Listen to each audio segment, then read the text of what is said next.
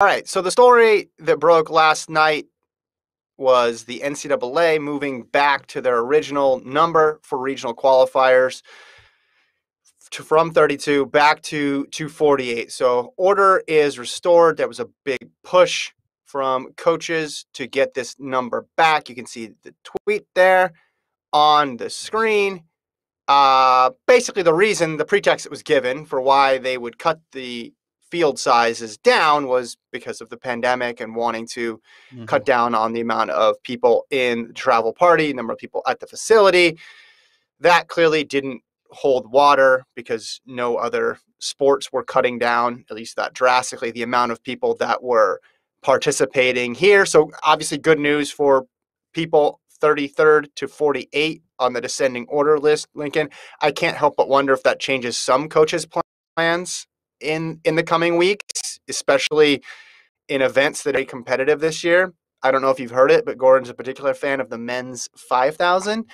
And that's a really, really hard event to get into, especially in the West. Well, this just opens up 16 more spots for Gordon's beloved event there. Great work by Travis on the graphics. What was your takeaway? Were you surprised that they backtracked? No, I'm never surprised when any element of track and field, be it World Athletics or any, I don't know if you want to call it NCAA track and field governing body. I guess they are. I'm never surprised when they bow to pressure. That's track and field is one of the easiest institutions as a whole to kind of push and make them change rules. I could go through history, but we don't necessarily need to do that from, rules regarding events. Let's think about World Athletics putting back events after they removed them a couple of years prior, in 2019 for 2020. I mean, it's just this happens whenever even there's a modest tweet storm. And that we have somebody. Is Travis going through here and getting my photo of me doing Japanese media? This is incredible.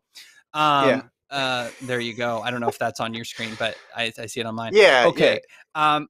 No, listen, I think they had to, you watch other sports, that are navigating the pandemic with numbers and doing seemingly just fine. I would hope, and I don't know this, but I would hope most athletes are vaccinated by the time they're competing at the preliminary meets, not the regional meets, but the whatever the word, prelims.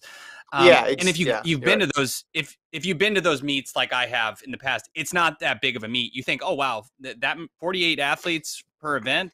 It's segmented out, and it feels like a kind of a small meet. Obviously, there's heats, and at the beginning there's quite a few of them. But if you've been to a track, like an invitational track meet, I mean, this is a tiny little drip of a invitational type of a track meet. So many less athletes than would typically be in a regular season meet. So although 48 for every event sounds like a lot, it's really not when you compare it to other meets during the season. So yeah, this was a no-brainer to me. Yeah, that's a great point. All those years you covered the East and I covered the West, and that was one of my takeaways as well too. People didn't hang out. And I know the weather was kind of bad in the East the 2 years you were there, or at least one of the years.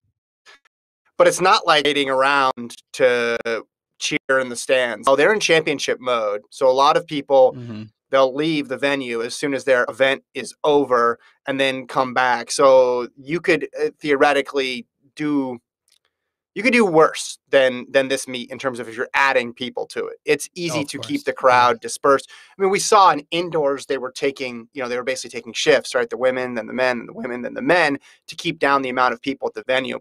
This meet already kind of did that on its own, even before COVID protocols, just because of what people wanted to get out of the meet. I remember the first year I did it, I was trying to do interviews with people who had won, right? And you try to locate them like 20 minutes after the race is over. And it's just like, it's doing the cool down towards the bus situation, right? Like in high school, when you run the 3,200 at the end of the meet, and it's like, no, keep going. Bus is already turned up. It's already going. Just hop in the bus and go home. Like people they're not really congregating in this sort of meet.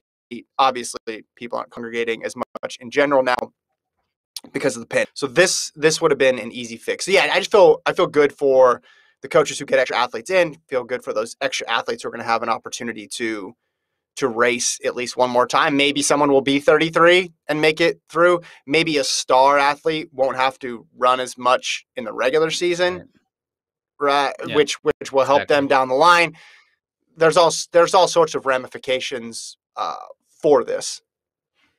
Yeah, and I'm not one usually to have sympathy for the athletes that are just have a goal to make it to prelims, but I Mm-hmm. mean, for some athletes who maybe had to wait, 2 years since their last was a preliminary meet, and maybe they just missed it. Well, they get a much better chance to latch on and to qualify. That's obviously big picture. Not Yeah, many people care, but for some people, that's a big deal. And so it is nice to them, specifically for those athletes who aren't going to make it to nationals, who have been waiting 2 years for this opportunity after 2020 got wiped out.